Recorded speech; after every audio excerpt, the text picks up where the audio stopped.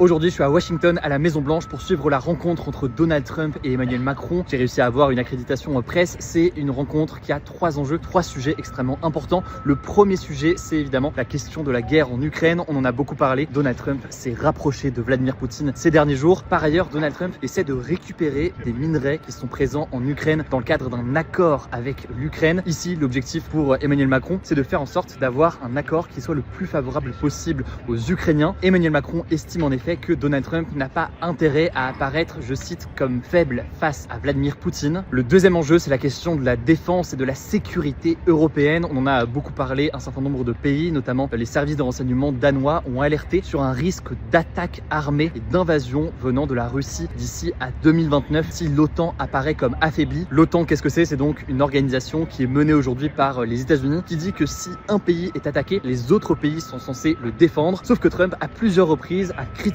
vivement l'OTAN. Il estime que ce n'est pas juste et que les Européens ne contribuent pas suffisamment au budget de défense. Emmanuel Macron, de son côté, évoque la potentielle présence de troupes européennes en Ukraine, en soutien à l'Ukraine, pour éviter toute nouvelle attaque de l'Ukraine par la Russie en cas d'arrêt des combats. Troisième sujet très important, c'est la question de la guerre commerciale. À plusieurs reprises, Donald Trump a menacé d'imposer des tarifs douaniers, donc d'imposer des taxes supplémentaires sur les produits européens qui viennent aux États-Unis. J'ai posé deux questions à Donald Trump dans le bureau ovale tout à l'heure. Je vous les publie juste après sur mon compte.